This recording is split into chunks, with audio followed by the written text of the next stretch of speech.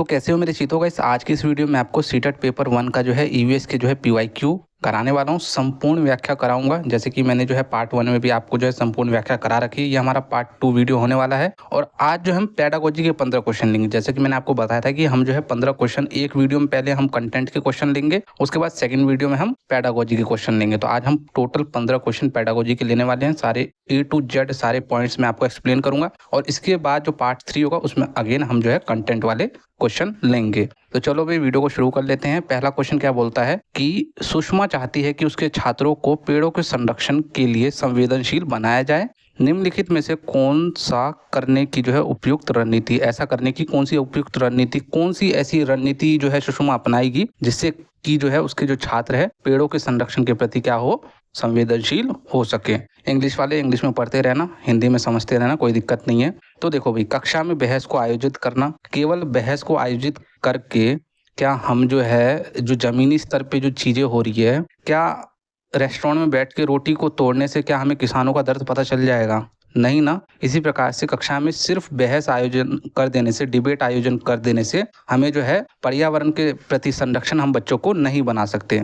वही बात हो गई, समूह चर्चा भी वही बात हो गई। पोस्टर बनाने से भी कुछ ज़्यादा कुछ फर्क पड़ेगा नहीं। मेन बात है कि बच्चों को एक पौधे को अपनाने के लिए कहेंगे और पोषित करने में जो उनकी क्या करेंगे, मदद करेंगे। कि हम बच्चों को बोलेंगे कि भाई आप जो है क्या करो, आप जो है कोई एक पौधा लो, या उनको हम बीज जो है उपलब्ध करा देंगे और उनको बोलेंगे कि घर में जो है आप ये जो है अपने पेरेंट्स के माध्यम से जो है इस बीज को जो है आप अपने जो है गमले में डालो और ये जब तक बड़ा ना हो जाए तो तब तक जो है इसकी जो है आप पोषण करो, इसकी देखभाल करो। ऐसे में क्या होगा कि बच्चा जो है ना, जैसे कि न्यू एजुकेशन पॉलिसी में भी कहा गया कि बच्चे को ना खुद से कुछ करने दो, तब जाके जो है वो किसी भी चीज को, आप खुद सोचो, अगर आप किसी जानवर को घर पे ले आओ, ठीक है, और जानवर को खिलाओ पिलाओ बड़ा करो। फॉर एग्जांपल वो जानवर बकरा हो, ठीक है, आप बकरे का मीट बहुत अच्छे से मजे से खाते हो और चाव से खाते हो। या मुर्गे को ले आओ, मुर्गे को आप अपने हाथों से पालो पोसो, उसको सब कुछ करो, और फिर एक दिन ऐसा आएगा, उस दिन आपको बोला जाएगा कि चल भाई इसको जो है हम क्या करते हैं, आज इसको हलाल करके जो है, जो भी, मैं वो वर्ड नहीं बोल सकता क्योंकि यूट्यूब स्ट्राइक मार देगा। तो क्या करें, आज जो है इसको अच्छा सा जो है पूरा बंदोबस्त, प्रॉपर बंदोबस्त करते हैं। तो क्या आप उस बकरे की जान लोगे या फिर उस मुर्गे की जान लोगे? नहीं लोगे।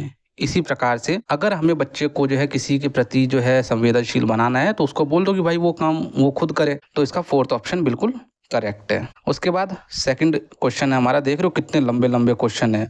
इन क्वेश्चन को करने में कुछ नहीं, इन क्वेश्चन को पढ़ने में और समय बहुत जाएगा। इसलिए मैं कहता हूँ कि जो क्वेश्चन है ना, एक ही बार में ऐसा पढ़ लो कि सिर्फ आपको जो है सिर्फ आंसर देना है, क्योंकि क्वेश्चन को एक क्वेश्चन के लिए 1 मिनट मिलता है और कम से कम इस क्वेश्चन को पढ़ने में आपको 2 से 3 मिनट लगेंगे समझने में। और फिर जो है आप इसका आंसर दोगे, वो भी आंसर सही दोगे गलत दोगे वो एक अलग बात है। क्वेश्चन में क्या बोला है, अभय ने अपने छात्रों से उन बीमारियों पर समूह में एक सर्वेक्षण करने के लिए कहा जिनसे उनके पड़ोस के लोग जो है पीड़ित है। उनके जो अभय जो है ना, एक टीचर है, उन्होंने अपने छात्रों को बोला कि जो आपके पड़ोस में जो लोग हैं ना, उनको जो बीमारी हो गई है ना, या जिन बीमारी से वो पीड़ित है, तो उन बीमारी पे जो है क्या करो, एक समूह में जो है सर्वेक्षण करो। पाठ्य पुस्तक में सर्वेक्षण का उल्लेख नहीं किया गया है। इस शिक्षण अधिगम की रणनीति के लिए कौन सा विकल्प प्रासंगिक नहीं है? एक तो इतना लंबा क्वेश्चन दिया और एक छोटा सा नहीं डाल दिया। इतने लंबे क्वेश्चन में नहीं तो कोई बच्चा पढ़ता ही नहीं है। तो इसलिए मैं कहता हूँ क्वेश्चन को ध्यानपूर्वक पढ़ो, तभी जो है आप आंसर दे पाओगे। तो इसके नहीं पूछा है तो देख लेते हैं भाई क्या है इसका करेक्ट आंसर। इसमें से समुदाय के साथ बातचीत करने का अवसर हमें प्रदान करना है, तो ये तो है, लेकिन इसमें नहीं पूछा है। इससे बच्चों को जो है वास्तविक जीवन के साथ सीखने में मदद मिलेगी। जब बच्चा जो है मतलब उन लोगों के पास जाएगा, सर्वेक्षण करेगा, तो उनको जो है उनको क्या दिक्कतें हो रही, इन सारी चीज़ों से वो सीखेगा, ये तो है। इससे बच्चे को डाटा हैंडलिंग समझने और एक साथ काम करने की सहायता मिलेगी। बच्चे जाएंगे, उनसे पूछेंगे कि आपको क्या हो रहा है, अच्छा आपको जुकाम हो रहा है, अच्छा आपको फीवर हो रहा है, तो वो डाटा भी एक जो है पेन पेपर से वो डाटा भी उसको लिखेंगे। तो ये सारी चीज़ें भी जो है जो बच्चा है वो डाटा हैंडलिंग भी सीखेगा। इससे समुदाय को उन बीमारी को समझने में मदद मिलेगी जिनसे वह पीड़ित है। तो यही सिर्फ नहीं होगा, बाकी ये तीनों है। तो ये तीनों है, तो लेकिन क्या पूछा है, नहीं पूछा है ना, तो इसका करेक्ट आंसर ये हमारा फोर्थ ऑप्शन है। ठीक है भाई। उसके बाद इस वीडियो का हमारा तीसरा क्वेश्चन है और तीसरा क्वेश्चन देख रहे हो कितना बड़ा है और उतना ही ज़्यादा कंफ्यूजिंग क्वेश्चन है। अगर आप फर्स्ट टाइम अगर आप पेपर में पढ़ोगे ना तो आपका गोलमाल हो जाएगा और हो सकता है कि आप आंसर भी सही नहीं दे पाओगे। लेकिन मैं आपको जो है आसानी से जो है समझाता हूँ इसको और समझना क्या बोला गया इसमें। आपातकालीन परिस्थिति कौन सी होती है? इमरजेंसी जो कंडीशंस होते हैं वो कौन से होते हैं? इमरजेंसी स्थिति कौन सी होती है बताओ? जैसे कि तूफान आ गया, बाढ़ आ गई या भूकंप आ गई, ये आपातकालीन स्थिति है। किसी का रोड पे एक्सीडेंट हो गया के बारे में बात करने के लिए प्रिया ने बच्चों के अनुभव पूछे। कभी आपने आपात स्थिति का सामना करा है? बच्चों ने आग, बिजली के झटके और सड़क दुर्घटना के साथ अपने अनुभव सुनाए। प्रिया उनकी मैडम थी और प्रिया ने जो है उनसे पूछा कि आपने कभी जो है आपातकालीन जो है स्थिति का सामना किया है बच्चों से। तो मतलब कुछ भी पढ़ाने से पहले, इस टॉपिक को पढ़ाने से पहले बच्चों के अनुभव को जानना चाह रही है वो। मोटा मोटा कहने का ये मतलब है। तो बच्चों ने अपने अनुभव बताए कि हाँ भाई मेरे साथ ये हुआ था, हमने ये देखा था, ये देखा था। उन्होंने प्रश्न पूछे, उनकी मौजूदा समझ का आकलन किया। जैसे प्रश्न उन्होंने बताए, जो उत्तर उन्होंने बताए, उनको जो है आकलन किया कि हाँ भी बच्चों को कितना आता है, कितना नहीं आता है। और समाचार पत्रों से सड़क सुरक्षा विज्ञापन जैसे संसाधनों का उपयोग करके सुरक्षा पहलू पर चर्चा की। और फिर जो है क्या किया उस मैडम ने कि समाचार पत्रों से जो है क्या किए, कुछ जो है सुरक्षा विज्ञापन लिए और उससे जो है सुरक्षा पहलुओं पे जो है किस तरीके से सुरक्षा हम बरत सकते हैं, इन सारी चीजों पे जो है चर्चा की, बच्चों को बताया। और क्रमश आग और बिजली के झटके पर सुरक्षा दिशा निर्देश पे चर्चा की और किस तरीके से हम आग और बिजली के झटके से हम सुरक्षा जो है कर सकते हैं उसके जो है उसके बारे में बताया बच्चों को। एलपीजी और इलेक्ट्रिक बिल का जो है इस्तेमाल किया। उसके बाद है प्रिया द्वारा अपनाया गया सबसे उपयुक्त दृष्टिकोण कौन सा है? यानी कि जो प्रिया ने जो इतना तामझाम अपनाया है कि पहले बच्चों से उनके अनुभव पूछे, फिर बच्चों को जो उसके बारे में, सुरक्षा के बारे में दिशा निर्देश दिए, किस तरीके से हमें ये क्या करना है। मोटा मोटा कहने का मतलब पहले बच्चों के अनुभव पूछे, उसके बाद फिर बच्चों को उसी टॉपिक के ऊपर पढ़ाया। तो बताओ भाई ये कौन सा दृष्टिकोण है प्रिया का? सबसे इनमें से बताओ कौन सा दृष्टिकोण है? पहला है हमारा संज्ञानात्मक दृष्टिकोण। संज्ञानात्मक दृष्टिकोण में क्या होता है कि इसमें जो बच्चे जो होते हैं ना, किसी भी चीज को सीखने के लिए अपने संज्ञान का प्रयोग करते हैं। संज्ञान यानी कि अपने दिमाग का, किसी भी चीज को सोच कर, समझ कर, याद करके जो है सीखते हैं। जैसे कि आप अपने क्लास में एक टीचर हो आप, और आप अपनी क्लास में एक सोलर सिस्टम का एक टॉपिक पढ़ाते हो और बच्चे क्या करते हैं, उसको जो है सोलर सिस्टम का टॉपिक पढ़ा दिया। अब बच्चे जो है ग्रहों के नाम याद करते हैं, उनकी सारी चीज़ें, कितने डिग्री पे कौन सा ग्रह घूमता है, ये सारी चीज़ें याद करते हैं, उनकी जो है विशेषताओं के बारे में याद करते हैं। तो यहाँ पे बच्चे क्या कर रहे हैं, अपने संज्ञान का प्रयोग कर रहे हैं, लेकिन यहाँ पे तो याद करने वाली बात ही नहीं हुई है, तो फर्स्ट ऑप्शन तो नहीं होगा। और दूसरा है अनुभवात्मक अधिगम दृष्टिकोण। इसमें क्या होता है कि जो बच्चा होता है ना, वो अपने अनुभव से सीखता है। यानी कि अगर वो कहीं जा रहा था और कीचड़ में उसका पैर पड़ गया, तो जब नेक्स्ट टाइम वो जाएगा ना वो कहीं और कीचड़ होगा, तो कीचड़ से हट के चलेगा। यानी कि उसने अपने अनुभव से सीखा। उसके साथ में प्रीवियस जो है कुछ मिसहैपन हुआ उस कीचड़ से, उसके जो है कपड़े गंदे हो गए, जूते चप्पल गंदे हो गए, और जब वो घर पे गया तो उसकी मम्मा ने उसको जो है पकड़ के सही से कूटा, तो उससे उसको अनुभव हुआ। तो यहाँ पे अनुभव की भी बात नहीं की गई है। और मुझे पता है मैक्सिमम बच्चों ने सेकंड ही दिया है, क्यों नहीं देना चाहिए था सेकंड, वो भी अभी थर्ड ऑप्शन को देख के पता चल जाएगा। और थर्ड ऑप्शन है अन्वेषण दृष्टिकोण, इसका करेक्ट आंसर भी यही है। और अन्वेषण दृष्टिकोण में क्या होता है कि इसमें जो बच्चा है ना, खुद से किसी भी चीज को खोज करता है, खुद से सीखता है, उसको समझने की कोशिश करता है, नई चीजों से देख के सीखता है, ठीक है। और उसके बाद है मानवतावादी दृष्टिकोण। इसमें जो बच्चा है ना, वो अपनी रुचियों के आधार पर सारी चीजें सीखता है। जो उसको रुचि, अगर उसको वो चीजें कराओगे तो वो जल्दी उस चीजों के बारे में जो है सीखेगा। अब इसमें क्या पूछा गया था, इसमें जो शिक्षिका थी प्रिया ने पूछा था कि बच्चों आप जो है बताओ, जो है आपने कभी आपातकालीन स्थिति का सामना किया है? तो बच्चों ने जो है बताया कि हाँ भाई हमने जो है इस आपातकालीन स्थिति का सामना किया है। यानी कि यहाँ पे क्या हो रहा है, टू वे कम्युनिकेशन हो रहा है। और यदि बच्चे को अनुभव होता ही, तो यहाँ पे जो प्रिया मैडम जो उनको जो है फिर दिशा निर्देश बता रही है, हमें ये चीजें नहीं करनी चाहिए, ये चीजें करनी चाहिए, तो वो तो नहीं बताते ना यहाँ पे, तो इसलिए अनुभव वाला जो है नहीं होगा, अन्वेषण दृष्टिकोण होगा। ठीक है, तो इस तरीके के क्वेश्चन आपको ज्यादा नहीं मिलेंगे पेपर में। मुझे पता है बहुत कंफ्यूजिंग वाले क्वेश्चन होते हैं, इसमें जब तक आपके कंसेप्ट क्लियर नहीं होंगे, जब तक आप ऐसे क्वेश्चन को नहीं कर पाओगे। तो मैंने आपको जो है एक एक पॉइंट समझा दिया। संज्ञानात्मक दृष्टिकोण क्यों नहीं होगा, अनुभवात्मक दृष्टिकोण क्यों नहीं होगा, अन्वेषण क्यों होगा, तो वो सारी चीजें, क्योंकि अन्वेषण में जो बच्चा है ना, वो खुद से सीखता है। मैडम ने उससे पूछा कि आपने ये सारी चीजें देखी है, तो उन्होंने बताया कि हाँ भाई हमने तो ये सारी चीजें देखी है। उसके बाद मैडम उस चीजों के बारे में फिर उसको डिटेल में बताती है। यहाँ पे मैडम और जो बच्चे हैं दोनों एंगेज है, तो इसलिए जो है अन्वेषण दृष्टिकोण होगा। उसके बाद चौथा क्वेश्चन है इस वीडियो का हमारा, समुदाय एक महत्वपूर्ण शिक्षण और अधिगम संस्थान है। आप सभी को मालूम है, आप जो है जो मैक्सिमम जो लर्निंग करते हो, मैक्सिमम जो मॉरल वैल्यूज सीखते हो, कहाँ से सीखते हो? अपने समुदाय से, अपने समाज से सीखते हो, अपने सोसाइटी से सीखते हो, क्योंकि यह सस्ता और सुलभ है, इसलिए नहीं भाई, ऐसा तो कुछ है ही नहीं, सस्ता सुलभ की तो बात ही नहीं हो रही है। बुजुर्ग लोग बुद्धिमान होते, बुजुर्ग लोग तो भाई अनपढ़ होते हैं। अनपढ़ ही है ना अभी जो हमारी जनरेशन है, जो हमारे जो माता पिता है या हमारे दादा दादी हैं, तो वो बहुत ज़्यादा पढ़े लिखे तो नहीं है, लेकिन उनको एक्सपीरियंस बहुत ज़्यादा, ये बोल सकते, लेकिन ये नहीं बोल सकते कि वो बुद्धिमान। हम किसको बोलेंगे? जो मतलब बहुत ज़्यादा पढ़ा लिखा है, बुद्धिमान उसको ही बोलेंगे जो एक्सपीरियंस है, लेकिन ये पॉइंट यहाँ पे नहीं आएगा। और उनके पास समय है, ऐसा कुछ तो है ही नहीं। यह वास्तविक परिस्थिति में सीखने का अवसर प्रदान करता है। जब आप समाज में जाते हो, क्या चीज़ें किससे सही से किस तरीके से बात करनी है, किस तरीके से नहीं बात करनी है, बड़ों के पैर छूने हैं, छोटों को जो है स्नेह प्यार से रखना है, तो ये सारी चीज़ें हमें जो है रियल लाइफ एक्सपीरियंस मिलता है।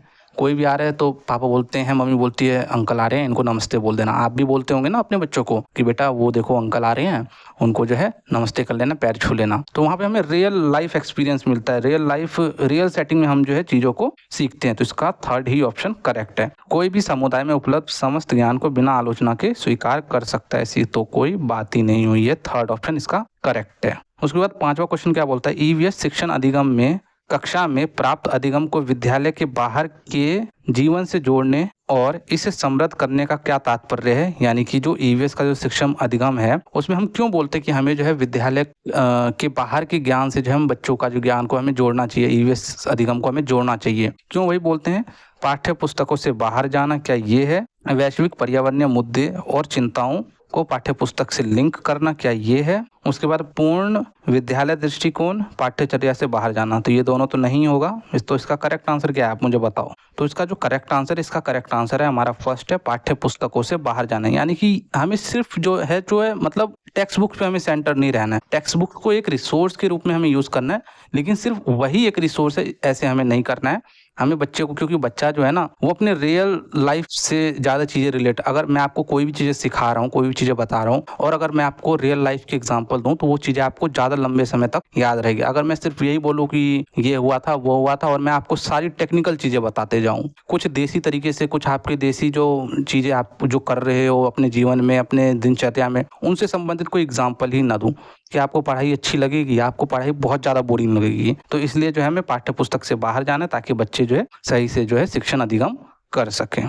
उसके बाद इस वीडियो का हमारा छठा क्वेश्चन है, कक्षा तीसरी के छात्र को रमा ने सिखाया कि पिता, माँ और उनके बच्चे मिलकर एकल परिवार का जो है गठन करते हैं, और यदि दादा दादी व अन्य रिश्तेदार साथ रहते हैं तो यह एक विस्तारित परिवार का जो है गठन करते हैं। तो आप इस बारे में क्या सोचते हैं? तो आपको बताना है कि क्या ये चीज़ें जो है मतलब ये किस चीज़ के बारे में बताया गया है कि अगर माता पिता और एक बच्चे हैं तो वो एक जो है सिंगल फैमिली है, और यदि उसी में जो है दादा दादी वगैरह या हमारे चाचा चाची है तो वो एक जॉइंट फैमिली है। तो आप इस बारे में क्या सोचते हैं? तो हमें बताना है। परिवार की परिभाषा गलत है। नहीं भाई, परिवार की परिभाषा तो सही है। रमा अपने छात्रों के प्रति असंवेदनशील है। यहाँ पे असंवेदनशील की बात तो मतलब कहीं हमें देखने को मिल ही नहीं रही है, कि रमा तो सही चीज बता रही है ना अपने छात्रों को। उसके बाद थर्ड ऑप्शन है शिक्षण अधिगम दृष्टिकोण समावेशी नहीं है, और फोर्थ ऑप्शन है परिवार की अवधारणा को इसी तरीके से सिखाया जाना चाहिए। यानी कि एक क्लास है, एक तरफ हम बात करते हैं कि समावेशी शिक्षा की बात करते हैं। आप खुद सोचो, जो कक्षा तीसरी का जो बच्चा है, क्या उसको ये चीज़ आप बताओगे कि भाई ये एक जो है माता पिता है और बच्चे हैं, तो ये सिंगल फैमिली जो है और उसी में दादा दादी रहते हैं, तो ये विस्तारित फैमिली है। उसमें हो सकते हैं कि कुछ बच्चे ऐसे होंगे जो सही में सिंगल फैमिली हो, जिन्होंने सिर्फ अपने दादा दादी को कभी देखा ना हो, तो उन बच्चों को भी तो भाई उनके जो है मतलब जो उनके जो मनोभाव पे ठेस पहुंच सकती है ना। आप सिंगल फैमिली के बारे में बता रहे हो, विस्तारित फैमिली के बारे में बता रहे हो, तो इस तरीके से हमें नहीं बताना है कभी भी कक्षा में, क्योंकि जो छोटे बच्चे होते हैं बहुत ज़्यादा मासूम होते हैं, बहुत ज़्यादा नाजुक होते हैं, उनको कभी भी किसी बात की भी ठेस पहुँच सकती है। जो रमा है ना, वो शिक्षण अधिगम दृष्टिकोण समावेशी नहीं है, यही इसका करेक्ट आंसर है। समावेशित रूप से नहीं पढ़ा रही। समावेशित रूप से पढ़ाने का मतलब है कि कक्षा में अगर 30 बच्चे हैं तो 30 बच्चे ऐसा नहीं है कि सभी विस्तारित फैमिली में रह रहे हो, सभी जॉइंट फैमिली में रहना एक किस्मत की बात होती है। और आजकल आपको पता है शहरीकरण हो गया है। शहरीकरण में हम अपने जो है जो दादा दादी उनको जो है गांव में छोड़ देते हैं, और जो है जो हमारे माता पिता जो हम शहरों में बस जाते हैं। तो इस तरीके से हमें बच्चों को नहीं पढ़ाना है। हमें जो बच्चों को जो समावेशित रूप से पढ़ाना है, क्योंकि 30 बच्चे हैं तो 30 बच्चों के मनोभाव पे ठेस ना पहुंचे, उनको ऐसा ना लगे कि हम जो है जॉइंट फैमिली, हमें दादा दादी का सुख नहीं मिल रहा है। और कुछ बच्चे ऐसे होंगे कि हाँ भाई, वापस में फिर बात भी तो करते हैं ना, पता है तुझे मैं तो अपने दादू के साथ ना खेलू करता हूँ, और तू क्या करता है? तो वो बोलेगी मैं तो पूरे दिन अपने टॉमी के साथ खेलती रहती हूँ, क्योंकि मेरे मम्मी पापा तो जॉब पे है। तो उसको कहीं ना कहीं अंदर से गिल्ट फील होगा, उसको जो है ऐसा लगेगा कि यार ये तो कितना लकी है कि ये अपने दादू के साथ, दादी के साथ खेलता है, चाचू के साथ खेलता है, लेकिन मैं तो अकेले हूँ, मेरे मॉम डैड तो जॉब पे रहते हैं, मैं अपने तो टॉमी कुत्ता है। शहरों में एक अलग ही प्रचलन है ना कुत्ते पालने की। तो आपको समझ में आया क्वेश्चन? मुझे पता है मैक्सिमम बच्चों ने 4th आंसर दिया होगा, क्योंकि आप बहुत ज़्यादा नेगेटिव पॉजिटिव वर्ड को लेकर। आप ये चीज़ देखो ना कि कक्षा तीसरी के बच्चों को हम किस तरीके से पढ़ा रहे हैं। तो कक्षा तीसरी के बच्चों को हम इस तरीके से नहीं पढ़ाएंगे, सिंगल जॉइंट इस तरीके से हमें बच्चों को समावेशित रूप से पढ़ाना है, ताकि बच्चों के जो मनोभाव पे ठेस ना पड़े। ये इंग्लिश वाले बच्चों के लिए है भाई, इंग्लिश वाले बच्चों के लिए हमेशा मैं इंग्लिश में छोड़ देता हूँ, तो क्योंकि हिंदी में ही समझते हो ना यार। ये भी अगर मैं समझाऊंगा to the class 3rd Rama taught that of father, इसको तो हिंदी में ही बोलूँगा ना, इंग्लिश में थोड़ी समझोगे। अंग्रेज थोड़ी हम सब हिंदी भाषी क्षेत्र के हैं, हिंदी में बोलेंगे और क्या। तो उसके बाद है हमारा 7 नंबर का क्वेश्चन, निम्नलिखित में से कौन सी कहाँ लिखा है, ईवीएस कक्षा में गतिविधि है, कौन सी गतिविधि है जो कि ईवीएस कक्षा की है गतिविधि। Which of the following is activity in EVS classroom. चित्र पढ़ना, क्या ये ईवीएस की गतिविधि है? ईवीएस का मतलब क्या समझ रहे हो कि ईवीएस का मतलब समझ रहे हो कि अगर हम कहीं भी बाहर जा रहे हैं और वहाँ पे फील्ड ट्रिप ये सारी चीज़ें कर रहे हैं, चित्र बना रहे हैं, सभी चीज़ों का हम प्रयोग कर रहे हैं समावेशित रूप से, तो वो है एक ईवीएस क्लासरूम। चित्र पढ़ना, फील्ड भ्रमण करना, श्याम पट्ट का उपयोग करना या उपयुक्त सभी। अगर उपयुक्त सभी नहीं होता तो यहाँ पे हम फील्ड भ्रमण के साथ जाते हैं, लेकिन यहाँ पे उपयुक्त सभी है, तो इसका जो है 4th ऑप्शन ही बिल्कुल करेक्ट है, क्योंकि हम जो है ईवीएस में हम चित्र भी बनाते हैं, फील्ड पे भी हम जाते हैं, फील्ड विजिट भी करते हैं। हम बच्चों को फील्ड विजिट मतलब आसपास के जो गार्डन वहाँ ले जाके हम उनको जो है वहाँ पे पत्तों के बारे में, पेड़ों के बारे में, फूलों के बारे में हम ज्ञान दे सकते हैं, और श्याम पट्ट का भी उपयोग करते ही हैं, ऐसी बात नहीं है। तो उपयुक्त सभी इसका करेक्ट आंसर हो जाएगा। उसके बाद 8वां नंबर का क्वेश्चन है, पर्यावरण अध्ययन पाठ्यक्रम बच्चों की समग्र शिक्षा का कारण बन सकता है यदि यह है। एक जो ईवीएस है वो बच्चों की जो है होलिस्टिक लर्निंग का जो है क्या है, एक कारण बन सकता है, यानी कि समग्र जो है उसके अधिगम का जो एक कारण बन सकता है, यदि इनमें से कुछ अगर है तो क्या है, देख लेते हैं भाई। यदि पर्यावरण एकीकृत रूप से हो, समावेशित रूप से और विषयगत रूप से, थीमेटिक यानी कि थीम पे आधारित होते हैं। जल एक थीम हो गया, और उसके बाद एनिमल एक थीम हो गया, उसके बाद दोस्त यार, 6 थीम टोटल मैंने आपको पढ़ा रखे हैं ना। तो इसका उपयुक्त सभी, इसका भी 4th ऑप्शन करेक्ट है। हमें एकीकृत रूप से पढ़ानी चाहिए। एनसीएफ 2000 बोलता है कि हमें पर्यावरण जो ईवीएस है, हमें 3री से 5वीं तक के बच्चों को जो एकीकृत यानी कि इंटीग्रेटेड रूप से, हमें अलग से एसएसटी की बुक, इकोनॉमिक्स की बुक्स, हिस्ट्री, पॉलिटी, ज्योग्राफी अलग से नहीं पढ़ाना है, हमें एकीकृत रूप से हमें पढ़ाना है बच्चों को। और पहली दूसरी की तो बच्चों को हमें पढ़ाना ही नहीं है, उसमें तो हम मैथ और मतलब भाषा और गणित के माध्यम से जो हम बच्चों को पढ़ाते हैं। तो इसका 4th ऑप्शन करेक्ट है। 9वां क्वेश्चन क्या बोलता है? 9वां क्वेश्चन बोलता है ईवीएस पाठ्य पुस्तक में सपेरे पे एक अध्याय है, यानी कि सपेरा पे जो है एक चैप्टर है। इसका उद्देश्य बच्चों को जागरूक करना और संवेदनशील बनाना है। किस चीज को लेके? तो देख लेते हैं कि यह एक अवैध कार्य है। अवैध कार्य नहीं बोल सकते भाई, पहले के टाइम में तो अवैध कार्य, ये क्या मतलब अवैध कार्य थोड़ी हुआ। कोई सांपों को, जैसे कोई जानवर अदर जानवर को पाल रहे हैं तो उस तरीके से सांप को भी कोई पाल रहा है, तो ये अवैध कार्य तो नहीं हम इसको बोल सकते, क्योंकि जैसे गाय भैंस को हम पालते हैं तो उसी तरीके से कोई सांप को भी पाल रहा है। हाँ, कुछ सांप को पालना अवैध हो सकता है, जैसे कोबरा वोबरा थोड़ी कोई पाल लेगा। उसके बाद है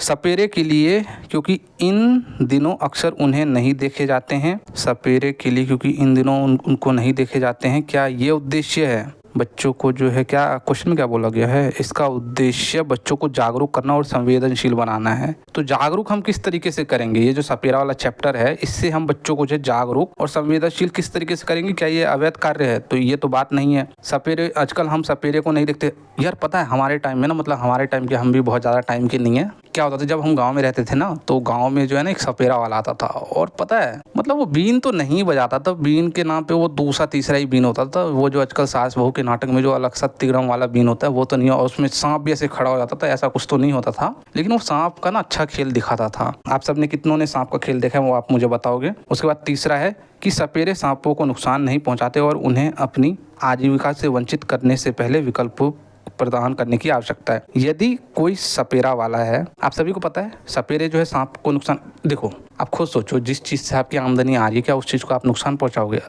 आपने जो है गांव में एक गाय को पाल रखा है, वो आपको प्रतिदिन दूध देती है, तो आप क्या करोगे? उसको मार दोगे उस गाय को? नहीं ना, मतलब जो चीज़ से आमदनी आ रही है उस चीज़ को आप नुकसान तो नहीं पहुंचाओगे। तो ये बात तो ठीक है, नुकसान नहीं पहुंचाते हैं। और यदि हम कुछ ऐसा जो है उपाय कर सके, उन्हें अपनी आजीविका से वंचित करने से पहले उन्हें कुछ विकल्प दे सकते हैं कि भाई तुम जो ये सांप आपका ये सब मत पालो, तुम्हें जो है हम कुछ ऐसा विकल्प दे रहे हैं कि तुम जो है ये काम कर लो इसके विकल्प में की जो है आवश्यकता है। तो यही बिल्कुल करेक्ट है कि भाई एक तो पहली बात, सपेरे जो सांप को नुकसान नहीं पहुंचा क्योंकि वो आजीविका का साधन है, वो खेल दिखाते पैसे आते हैं। यदि अगर आप चाहते हो कि भाई गवर्नमेंट अगर चाहती है कि भाई सपेरे सांप ना करे, क्योंकि उनके अंदर वही चीज़ें हैं, वो उनके दादा परदादा ने भी वही काम किया, वो भी वही काम करते। अगर आप चाहते हो कि ये सांप आपका काम ना करे तो उनको जो है आजीविका का कोई साधन दे दो।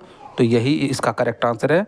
उसके बाद इस वीडियो का हमारा 10वां क्वेश्चन है, विद्यालय में मिड डे मील जो कि 1995 में शुरू किया गया था भारत सरकार के द्वारा, मिड डे मील के समय के लिए कौन सा जो है जो कथन है वो प्रासंगिक है, इनमें से कौन सा कथन सही है मिड डे मील के लिए, तो वो आपको बताना है। शिक्षण अधिगम के साथ इसका कोई लेना देना नहीं है। क्यों नहीं भाई? आप खुद सोचो, कोई बच्चा खाली पेट इसका घर से स्कूल आ रहा है, क्या उसका पढ़ने में मन लगेगा? खुद सोचो, जब तक आप दिन में 4, 5, 6 बार आप जब तक खाना ना खा लो, अभी भी कई बच्चे ऐसे होंगे जो मेरे इस वीडियो को एंजॉय करते हुए कोई पानी पी रहा होगा, तो कोई ड्राई फ्रूट खा रहा होगा, तो कोई कुछ खा रहा होगा, कोई कुरकुरा खा रहा होगा। तो सोचो, आपको जब थोड़ा सा खाली पेट रहता है तब आपका पढ़ने में मन नहीं लगता। तो जो बच्चे डाइवर्स बैकग्राउंड से आ रहे हैं, जो बच्चे जो है पिछड़े जो है वंचित समूह से आ रहे हैं, क्या उनका पढ़ने में मन लगेगा?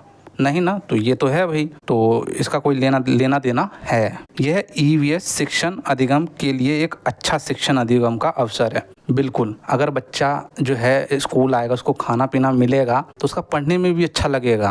तो ये तो इसका करेक्ट आंसर। और भी देख लेते इससे अच्छा ऑप्शन, यह उन बच्चों के लिए जो विद्यालय में खाली पेट आते हैं। ये सिर्फ कह देना कि उन बच्चों के लिए ही है, सिर्फ जो बच्चे खाली पेट आते हैं। जो बच्चे थोड़ा बहुत खा पी के भी आते हैं तो उनको भी, यहाँ तक कि जो बच्चे जो सरकारी टीचर होते हैं वो भी लपेट लेते हैं। भाई ऐसी कोई बात थोड़ी है। जब हम भी 12वीं में थे, गवर्नमेंट स्कूल में थे, दिल्ली के गवर्नमेंट स्कूल में, तो जिस दिन पूरी सब्जी आता था, मुझे तो आई थिंक थर्सडे को आता था, आप सभी मुझे बताना अगर आपको ध्यान में हो। तो ध्यान में तो नहीं है मुझे, लेकिन थर्सडे को आई थिंक पूरी सब्जी आता था, तो हम भी भाई जाके लपेट लेते पूरी सब्जी, जबकि वो हमारे लिए नहीं था। तो ये सिर्फ कहना कि जो खाली पेट जो बच्चे आते हैं उन्हीं के लिए, ये भी गलत होगा। यह शिक्षण अधिगम के बहुत ही मूल्यवान समय को बर्बाद कर देता। भाई ये बर्बाद नहीं करता, ये और भी प्रोडक्टिव बनाता है। बच्चा अगर खाना पीना पूरा भरपूर रहेगा ना, कहते हैं ना कि पहले पेट पूजा बाकी काम दूजा, तो पहले पेट पूजा अगर बच्चे का रहेगा ना, तब उसको पढ़ने में भी अच्छा लगेगा। तो भाई ये दोनों ही नहीं है, पहला भी नहीं है, तो तीसरा यही है, ईवीएस शिक्षण अधिगम के लिए एक अच्छा शिक्षण अधिगम का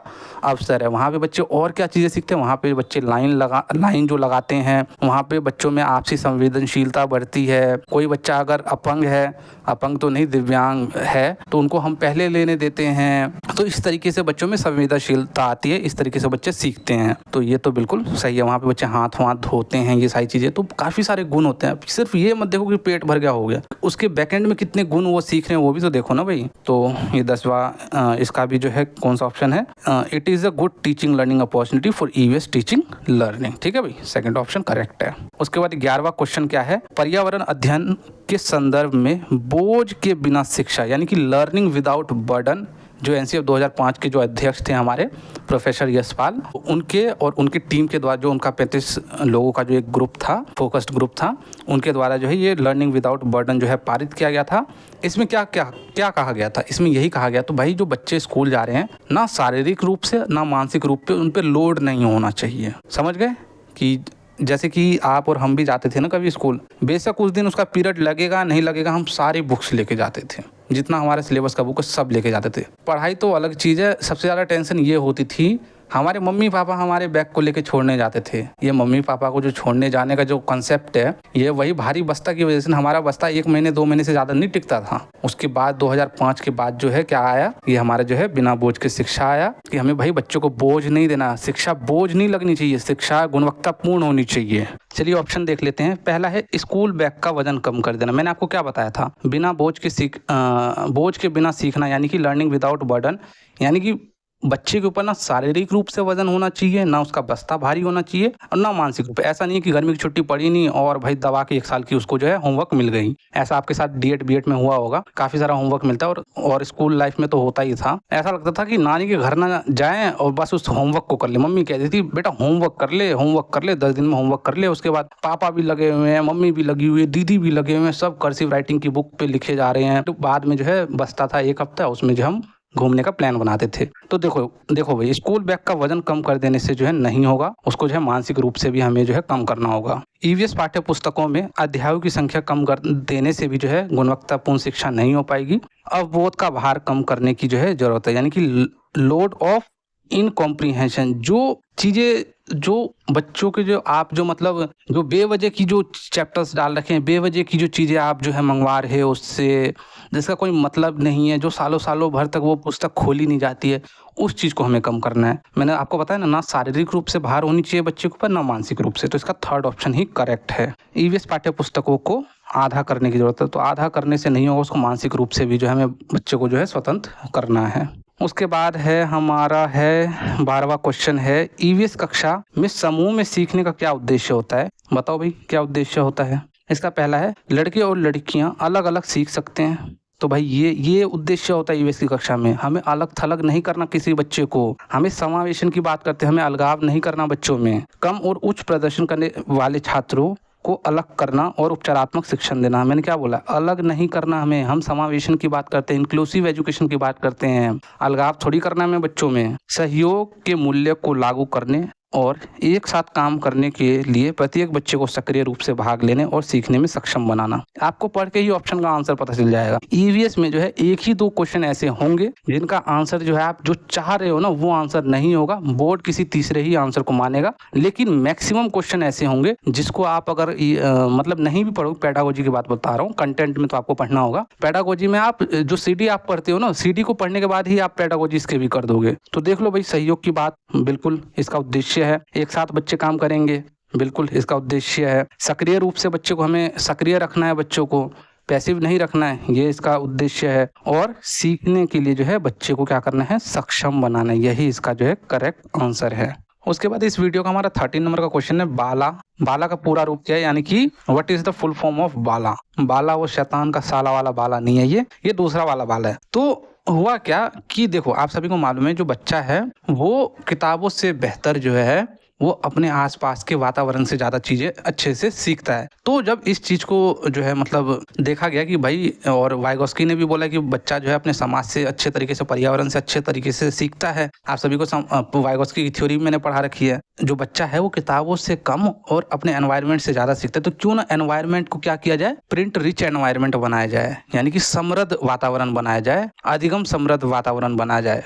क्यों ना मतलब कि जहाँ भी बच्चा देखे वहाँ पे उसको जो है पहाड़े दिख जाए, वहाँ उसको इंडिया का मैप दिख जाए, वहाँ उसको क ख ग घ दिख जाए, वहाँ पे उसको ABCD अल्फ़ाबेट्स दिख जाए। तो इस तरीके से हमने जो है बच्चों को क्या किया कि बच्चे जहाँ जा रहे हैं पढ़ने के लिए, स्कूल में जा रहे हैं, तो हमने स्कूल को ही जो है बाला में कन्वर्ट कर दिया। बाला यानी कि बिल्डिंग एज लर्निंग एड, यानी कि बिल्डिंग को हमने एक लर्निंग एड के रूप में जो है, एक शिक्षण अधिगम के रूप में जो हमने यूज किया है। तो इसका जो है क्या इसका जो है फुल फॉर्म है, तो इसको जो है इंग्लिश में याद रखना, हिंदी में मत याद रखना। ब्रेन है, ब्रेल है, बिल्डिंग एज लर्निंग है। इसका थर्ड ऑप्शन सही है। थर्ड ऑप्शन क्या है?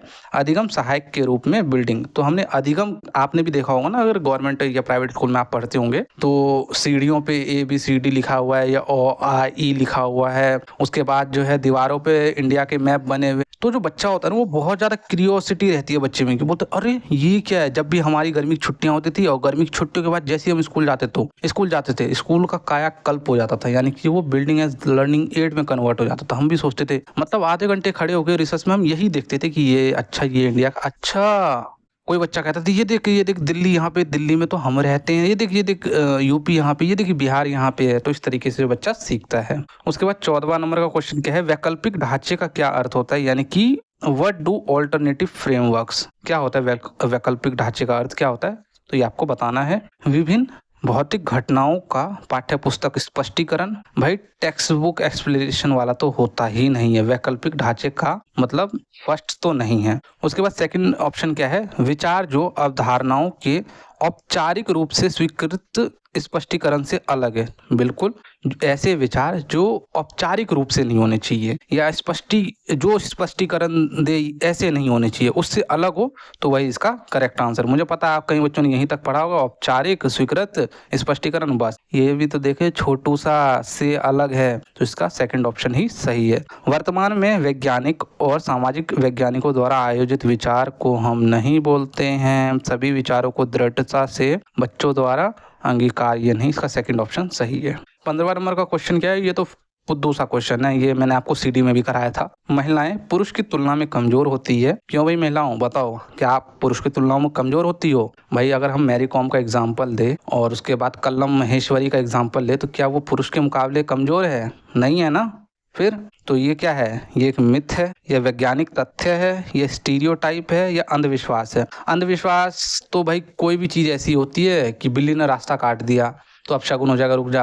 कई जगह तो ऐसा होता है कि एक बार थू थू थू थू कर दे, मम्मी सुसुर सुसुर कर दे, चलो भाई अब चलो। या कई बार ऐसे तो कुछ गुजर जाने दे, किसी एक को गुजर जाने दे, उसके बाद हम चलेंगे, वो होता है अंधविश्वास। रूढ़िबद्धता क्या होती है कि किसी भी जेंडर के प्रति कोई हमारी पूर्व धारणा होती है, जैसे कि महिलाएं ये काम नहीं कर सकती है, महिलाएं वो काम नहीं कर सकती है। यदि लड़का हुआ तो, यदि लड़की हुई तो महिला जिम्मेदार है। उसको साइंटिफिक फैक्ट नहीं पता है क्या कौन जिम्मेदार है कौन जिम्मेदार नहीं है, उसको हम रूढ़िबद्धता। महिलाएं गणित में कमजोर होती हैं तो उसको हम रूढ़िबद्धता धारणा बोलते हैं। उसके बाद है वैज्ञानिक तथ्य, जो वैज्ञानिक फैक्ट्स होते हैं, जैसे कि कोई भी, जैसे कि मतलब क्या बोल सकते हैं हम कि लड़का होगा या लड़की होगी, ये चीज़ें वैज्ञानिक तथ्य के ऊपर आधारित है। कौन इसके लिए रिस्पॉन्सिबल है, वैज्ञानिकों ने इसका जो है तथ्य दे रखा है, तो वो वैज्ञानिक फैक्ट्स है। ऑब्वियस सी बात है, रिस्पॉन्सिबल तो कोई नहीं है। और अगर बहुत ज़्यादा डीपली भी जाए, बहुत ज़्यादा बहस अगर छिड़ जाए, तो ऑब्वियस सी बात है पुरुष जो है जिम्मेदार है। क्यों जिम्मेदार है, वो मैंने आपको सीडीपी में हेरिडिटी एंड एनवायरनमेंट वाले चैप्टर में अच्छे से डिटेल में पढ़ा रखा है, वहाँ जाके पढ़ना, अच्छे से मजा आएगा। ये जो भाई एक मिथक है, एक मिथ है कि जो महिलाएं होती है ना वो पुरुषों की तुलना में कमजोर होती है। स्टीरियोटाइप मतलब आके आ जाना, स्टीरियोटाइप किसी जेंडर के प्रति हमारी पूर्व धारणा होती है, ठीक है, ये एक मिथक है, ठीक है। महिलाएं पुरुषों की तुलना में जो है, अगर महिलाएं पुरुषों की तुलना में कमजोर होती तो वो जो भाई कल्लम महेश्वरी वगैरह जो है वो सब, आजकल तो भाई लोको पायलट महिलाएं हैं, बुलेट महिलाएं चला रही है, बाइक महिलाएं, हमें अजीब सा लगता है, अबे महिलाएं बुलेट चला रही है, क्योंकि हमने कभी देखा नहीं है ना, इसलिए हमें अजीब लगता है। तो ये सारी, खैर आने वाले टाइम में ये सारी चीजें सामान्य हो जाएगी। आने वाला जो समाज है ना, एक ऐसा समाज होने वाला है जहाँ पे जितना अधिकार पुरुषों को मिला हुआ है, हम आने वाले समाज में ये नहीं बोलेंगे कि जो हमारा समाज है वो पुरुष प्रधान समाज है। इसका बीच का कोई ऑल्टरनेटिव होगा जिसमें पुरुष का भी उतना ही अधिकार है और महिलाओं का भी उतना ही अधिकार होगा, ठीक है भाई। तो भाई आज का क्वेश्चन तो हमारे सारे खत्म हो गए। जितने भी नोट्स हैं ये मैं पीडीएफ जो है आपको टेलीग्राम पे प्रोवाइड करा दूंगा, और अगर पीडीएफ नहीं भी प्रोवाइड कराऊंगा ना, तो मैंने प्रीवियस ईयर के क्वेश्चन सारे जो है मैंने टेलीग्राम पे पहले से अपलोड कर रखे हैं, उनको जो है जाके देखना। स्टडी ईयर क्लास के नाम से हमारे चैनल है टेलीग्राम पे। आज की वीडियो में इतना ही। जय हिंद, जय भारत।